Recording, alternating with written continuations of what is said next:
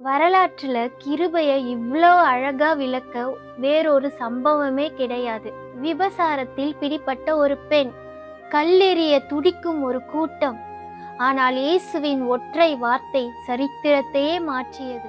சுவிசேஷங்களில் காணப்படும் கதைகளில் விபசாரத்தில் பிடிப்பட்ட பெண்ணின் சம்பவம் யோவான் 8:1-11 இயேசுவின் இருதயத்தை மிக ஆழமாக படம் பிடித்து காட்டுகிறது. பல நூற்றாண்டுகளாக வேத அறிஞர்கள் இந்த பகுதியின் தனித்துவமான சரித்திர பின்னணியை கவனித்து வருகிறார்கள். ஆரம்பகால கையெழுத்து பிரதிகள் சிலவற்றில் இந்த பகுதி இடம்பெறவில்லை என்றாலும் D.A. கார்சன் மற்றும் F.F. ப்ரூஸ் போன்ற தலைசிறந்த சுவிசேஷ இறையியலாளர்கள் சுட்டிக்காட்டுவது போல இது இயேசுவின் வாழ்க்கையில் நடந்த ஒரு உண்மையான வரலாற்று சம்பவம் என்பதற்கான அனைத்து அடையாளங்களையும் கொண்டுள்ளது. தேவனுடைய கிருபையும் சத்தியமும் எப்படி ஒன்றோடு ஒன்று சந்திக்கிறது என்பதை இதைவிட அழகாக எந்த பகுதியும் விளக்கிவிட முடியாது. சூழ்ச்சிக்கு பகடைக்காயான ஒரு பெண். காலை நேரம். எருசலேம் தேவாலயத்தில் இயேசு மக்களுக்கு போதித்து கொண்டிருக்கிறார். திடீரென்று மத தலைவர்களான வேத பாரகரும் பரிசேயரும் அந்த அமைதியை குலைத்து கொண்டு அங்கே வந்தார்கள்.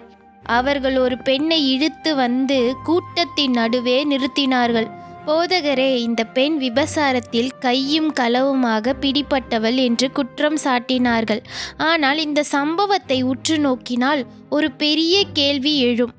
ஒரு நிமிடம் யோசியுங்கள். விபசாரத்தில் பிடிபட்டாள் என்றால் அந்த ஆண் எங்கே?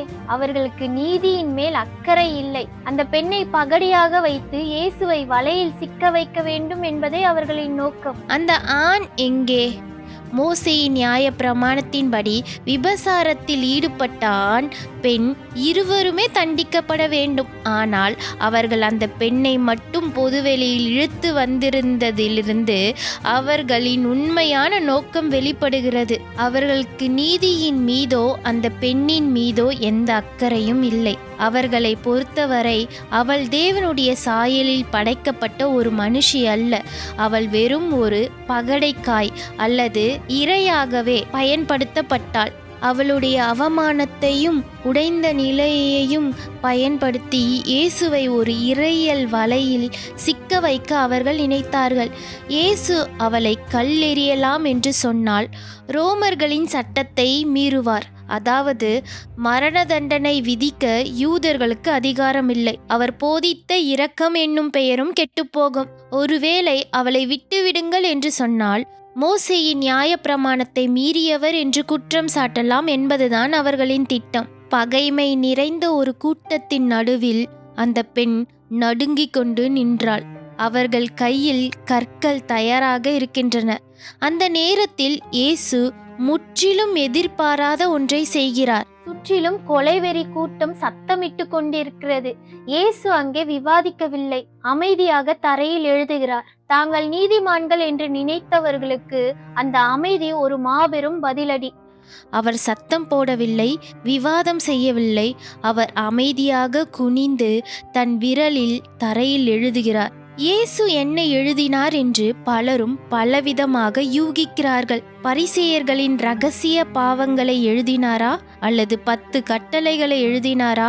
வேதம் அதை நமக்கு சொல்லவில்லை. ஒருவேளை அந்த அமைதிதான் அங்கு பதிலோ என்னவோ. தங்களை நீதிமான்கள் என்று நினைத்து கொண்டு இரத்தம் சிந்த துடித்த அந்த கூட்டத்தின் கோபத்திற்கு முன்பாக இயேசுவின் அமைதி ஒரு மாபெரும் தெய்வீக பதிலடியாக இருந்தது. அந்த வன்முறையான சூழலை அவரது அமைதி கட்டுப்படுத்தியது. பரிசேயர்கள் அவரை தொடர்ந்து வற்புறுத்தி கேட்டபோது இயேசு நிமிர்ந்து பார்த்து சரித்திரத்தையே உலுக்கிய அந்த வார்த்தைகளை சொன்னார். உங்களில் பாவம் இல்லாதவன் இவள் மேல் முதலாவது கல்லெறிய கடவன். உங்களில் பாவம் இல்லாதவன் முதல் கல் எறியட்டும். இது வெறும் தத்துவம் அல்ல. இயேசு மோசேயின் சட்டத்தை அவர்கள் பக்கம் திருப்பினார். கற்கள் தரையில் விழுந்தன. கூட்டத்தின் போலி பரிசுத்தம் சுக்குநூறாக உடைந்தது. இயேசு நியாய பிரமாணத்தை விட்டு கொடுக்கவும் இல்லை, பாவத்தை நியாயப்படுத்தவும் இல்லை. மாறாக நியாய தீர்ப்பு வழங்க வந்தவர்களின் மீது அந்த நியாய பிரமாணத்தின் ஒளியை திருப்புகிறார். நியாய தீர்ப்பு வழங்குபவர்கள் பரிசுத்தமாக இருக்க வேண்டும் என்பதை உணர்த்துகிறார். மெதுவாக அந்த இடத்தின் சூழ்நிலை மாறுகிறது. கையில் இருந்த கற்கள் தரையிலே விழுகின்றன.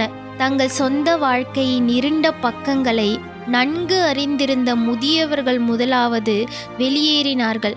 பரிசுத்த ஆவியானவரின் உணர்த்துதல் அந்த மாபெரும் கூட்டத்தை கலைத்து போட்டது. இறுதியாக அந்த இடத்தில் 2 பேர் மட்டுமே எஞ்சியிருந்தார்கள். அந்த பெண்ணும் அவள் மேல் கல்லெறிய முழு தகுதியும் கொண்ட பாவமறியாத ஒரே ஒருவரான இயேசுவும் மட்டுமே. இயேசு அவளை பார்க்கிறார். அன்று காலையிலிருந்து அவளை ஒரு பொருளாக முத்திரை குத்திய கூட்டத்திற்கு மத்தியில் முதன்முறையாக இயேசு அவளை ஒரு மதிப்புள்ள மனுஷியாக பார்த்து பேசுகிறார். ஸ்திரீயே, அவர்கள் எங்கே? ஒருவனாகிலும் உன்னை ஆக்கினைக்குள்ளாக தீர்க்கவில்லையோ? இல்லை ஆண்டவரே என்று அவள் பதிலளிக்கிறார். அப்பொழுது இயேசு சுவிசேஷத்தின் முழு அர்த்தத்தையும் ஒரே வரியில் கூறுகிறார். நானும் உன்னை ஆக்கினைக்குள்ளாக தீர்க்கவில்லை. நானும் உன்னை ஆக்கினைக்குள்ளாக தீர்க்கவில்லை என்றார் இயேசு. இதுதான் சுவிசேஷம்.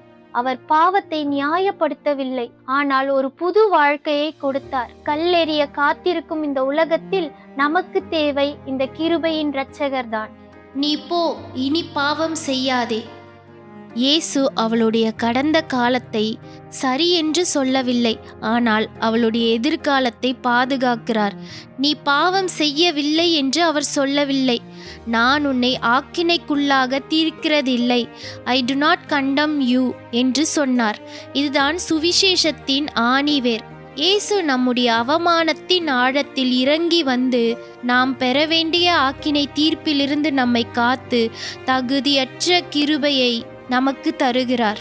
That's unmerited favour. இனி பாவம் செய்யாதே என்ற கட்டளை அவள் தோள்களில் சுமத்தப்பட்ட ஒரு பாரமான சுமை அல்ல. அது உண்மையிலேயே மன்னிக்கப்பட்ட ஒருவரால் மட்டுமே வாழ முடிகிற விடுதலையின் வாழ்க்கை. அந்த மாபெரும் அன்பை அவள் சுவைத்தபடியினால் இனி அவள் ஒரு புதிய மாற்றப்பட்ட வாழ்க்கையை வாழ முடியும். இந்த சம்பவம் இன்று வரை சபைகளில் நிலைத்திருப்பதற்கான காரணம் இது அந்த பெண்ணின் சரித்திரம் மட்டுமல்ல, இது நம்முடைய சரித்திரமும் கூட. நாம் மற்றவர்களை கல்லெறியும் நீதிமான்கள் அல்ல, நாமும் உடைந்த நிலையில் இருக்கும் பாவிகள்தான். நம்மை ரட்சிக்க நம்முடைய வாழ்வின் புழுதியிலும் சேற்றிலும் இறங்கி வந்து சாத்தானின் குற்றச்சாட்டுகளில் இருந்து நம்மை பாதுகாத்து புதிதாய் வாழ கிருபை தரும் ஒரு மாபெரும் இரட்சகர் நமக்கு தேவை. அந்த இரட்சகர் தான் இயேசு.